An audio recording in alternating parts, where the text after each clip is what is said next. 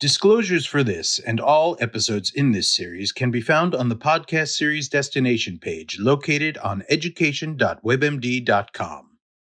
The following presentation is copyrighted by WebMD Education. No use, broadcast, or recording of this presentation or any part thereof is permitted without the written authorization of WebMD Education. The following podcast was developed through a strategic collaboration with support by an independent educational grant from Moderna, Inc. Hi, I'm Dr. Megan Pesch, Assistant Professor of Developmental and Behavioral Pediatrics at C.S. Mott Children's Hospital at the University of Michigan Medical School, which is in Ann Arbor, Michigan. Welcome to this program titled Cytomegalovirus in Pregnancy, Risk Reduction Strategies. This is the last episode of our Let's Talk CMV series. Joining me today are Dr. Natalie Aziz, who is a Clinical Associate Professor of Obstetrics and Gynecology at Stanford University School of Medicine in Stanford, California, and Dr. Malavika Prabhu, who is an Assistant Professor of Obstetrics and Gynecology at Massachusetts General Hospital in Boston, Massachusetts. Welcome to both of you. Thanks for having me. Thank you for having me, Dr. Pesch. It's a pleasure to be here. So even though most people infected with cytomegalovirus or CMV show absolutely no signs or symptoms, it turns out that over half of U.S. adults have actually had the virus by the time they're 40. So about 1 in every 200 babies born in the U.S. actually has congenital cytomegalovirus or congenital CMV. And about 1 in 5 of those babies born with congenital CMV will have long-term health problems. To reduce the burden of congenital CMV, we are actively trying to raise awareness about CMV infection. So let's just start thinking about CMV before pregnancy. Do you tell your patients who are planning to become pregnant about CMV? And if so, what do you tell them? Because I am a maternal fetal medicine specialist, I have the luxury of at least meeting some of my patients before pregnancy. I think most of the time when patients initiate care for a pregnancy, it's because they're already pregnant. And we've kind of lost one golden opportunity to talk about CMV. But from the pre-pregnancy, preconception perspective, it is really important to talk about it. And actually, I just talked to someone about it today who'd had CMV about a year ago and thought, no big deal. I had my CMV. I can be done now. And we talked a little bit about, actually, that's not the case. Here's what could still happen in your particular situation. And she does have a kid at home, and we talked about prevention and not kissing the kid on the mouth, not sharing food or drinks or putting anything in the mouth because it's easy to carry that way, but it has some saliva on it. I think prevention is really important and something that should be stressed in the preconception period for women contemplating having a baby. Yeah. And so, thinking kind of in this preconception time or even early in pregnancy, I know that there are several international guidelines or consensus guidelines, including those from ACOG, that discourage routine serologic screening for CMV antibodies. Can you tell me a little bit about your opinion and what it means for patients who ask to be tested?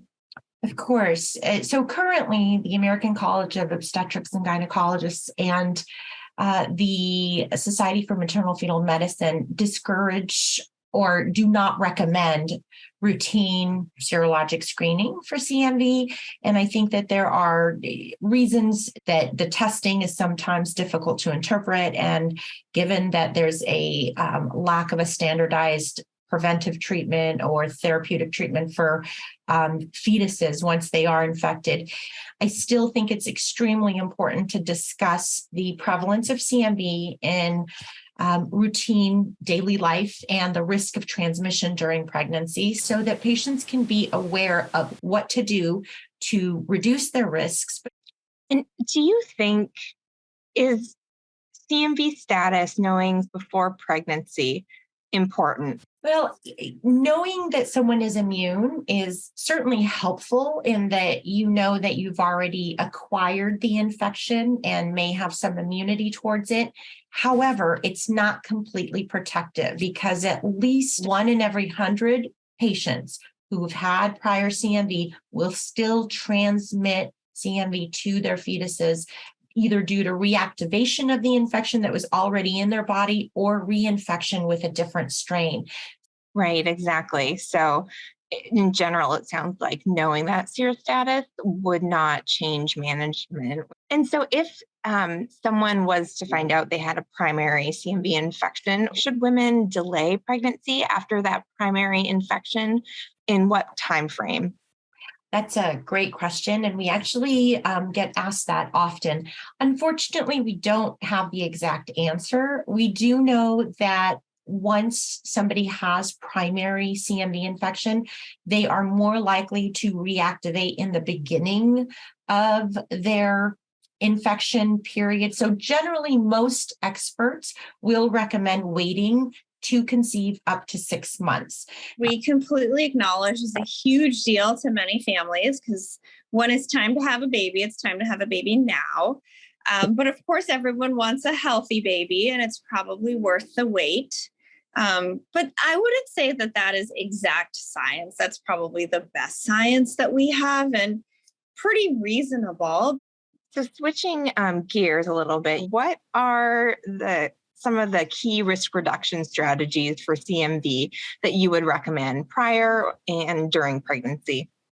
Well, I think that's a good point. And the fact that you mentioned prior to and during pregnancy are extremely important. Again, infection up to maybe 4 months prior to pregnancy can still have an increased level of risk transmission to the fetus. So it's very important to utilize these hygiene practices even before you become pregnant and while you're trying to get pregnant. So obviously, kind of thinking about bodily fluids, the most common bodily fluid that we tend to share is generally saliva. So using that, we would say, don't share utensils or cups or food that has been eaten by somebody else and may have their saliva on it. And obviously, this is, I think, probably for parents and mothers, it's the hardest thing of all is to, trying to avoid direct contact when kissing a baby on the mouth or with saliva. Thinking and being practical are important. Obviously, washing hands thoroughly and often, whether it's when you're shaking hands with somebody or especially when you have toddlers, for example, changing their diapers and providing cleanliness to their noses and faces, for example, and washing your hands very diligently after each of those contacts is important. And then certainly, in addition to utensils and avoiding those, but also cleaning surfaces that may have come in contact with, whether it's a child's saliva or urine or other people's, adults who may be shedding CMV as well. And I know that, children are a significant proportion of those that transmit CMV to pregnant women, but it can also come from other adults. It can come from your partner through sexual contact. So those things are important to remember during that preconception period and that first trimester, especially, or maybe even a little bit of the second trimester, because that's when it's most critical to avoid getting CMV and giving it to the fetus. I think partners have to be just as diligent because they could pick it up from the kids and give it to mom. And so it's a team effort. Is there any evidence behind, hygiene-based risk reduction strategies that you know of? Yeah, I think that's a great question. Actually, there was a great study that was performed that looked at actually high-risk pregnant women. So these would be probably whether they were school teachers or nursery care providers or women that had multiple children that were of young toddler ages. But they basically had one group that had no CMV hygiene counseling, and the other group that did have CMV hygiene counseling. And those that had the CMV hygiene counseling, only 1% seroconverted, meaning they basically went from negative CMV to positive CMV during their pregnancy, versus those that didn't. It was 7.6% seroconversion rate. So that's pretty profound in terms of seeing what that intervention did and by how much it reduced the risk of seroconversion. And then just by epidemiologic study, most recently with COVID and how our world has really changed in terms of our behavior for masking and washing hands and things of that sort, where we are so much more careful about transmission of respiratory viruses, for example, but that seems to maybe have had a spillover effect into CMV. When they looked at babies who were screened for CMV, about 20,000 of them, and they split the time periods apart, where one was pre-pandemic time and one was after the pandemic. It looked like the screening for babies during the pre-pandemic time was about 0.45%. So about 1 out of 200 babies had CMV, which is what we typically quote. However, during the post-pandemic period that was evaluated, that went down to 0.14. So that's a dramatic reduction. Wow, that is so cool. Switching topics, right now is a very exciting time. I would say it's a hot time for CMV because we're seeing more and more screening, but also there's some really cool research coming down the pipeline in vaccine development.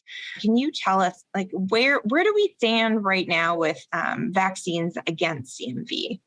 Yeah, it's a great point. And again, some viruses are harder to target through vaccine prevention than others are, but certainly CMV is, per the Institute of Medicine, it's the priority vaccine for the 21st century in the United States. And we've been trying since the 1970s. There's been ongoing research and sponsored by the National Institutes of Health and multiple industry trials, and none have been successful. So as of yet, no licensed CMV is available. There's now some leading vaccine trials that are promising, including an mRNA platform that's now under evaluation, and things are coming down the pipelines with both or with multiple different phases of 1 and 2 clinical trials, and phase 3 trials are underway.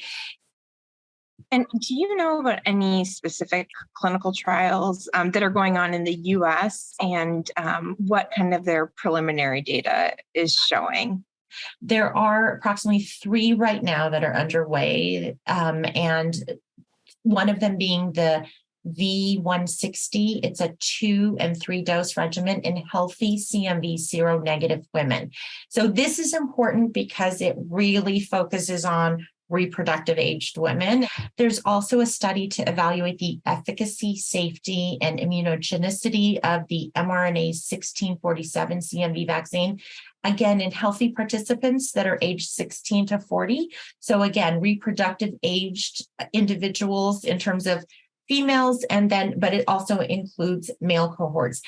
And then there is a phase 1-2 first time in human dose escalation study to assess the safety, reactogenicity, and immunogenicity of a candidate CMV vaccine, which uses a recombinant protein and adjuvant in healthy adults. So, you talked about increasing awareness, and of course we need to do that, on a public health kind of bigger scale, but how should we do this, for our patients pre-pregnancy, preconception, and during pregnancy? How do we increase awareness, and who should be involved? I think it's really about the whole preconception period, but the point being that unless you see your GYN who's going to do your obstetric care, you may not really have had this opportunity to have a thorough preconception consultation before you get pregnant. So kind of trying to spread the message to people who see reproductive age non-pregnant women? Or wouldn't it be great if every PCP's office had like a 3-minute video that a reproductive age woman could watch of like all of the preconception do's and don'ts if you're planning on getting pregnant?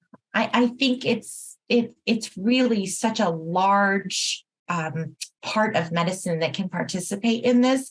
Everyone from your PCP to your OBGYN to your nurse practitioner, at your women's wellness appointment, to certified nurse midwives, and even a pediatrician, for example.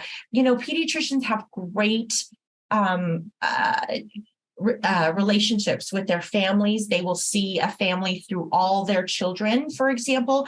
So once a mom has a baby, it's so important that even a pediatrician will help with the awareness for CMV and say, Mrs. Smith, now that, little Tommy is going to preschool and you're pregnant again, you might want to keep in mind that CMV is a very common infection. So if he comes home with a fever, please, be on the lookout for your own, temperature or any viral-like symptoms. And additionally, please employ these safety and risk reduction strategies even more so at this time, for example. So I think that, again, it really takes a village, and it takes a village of medical providers. And I think all of us have a role and responsibility in this. And it really is a team effort on all parts, including medicine and its different specialties. Beautifully said. Thank you. Well, thank you both for this great discussion. I really appreciate you sharing your expertise. Thanks for having me. It was fun to be here with you. Thank you. It was a pleasure to be here. And thank you, our audience, for participating in this activity. Please continue on to answer the questions that follow and complete the evaluation. Also, please check out our other podcasts in this series if you have not done so already.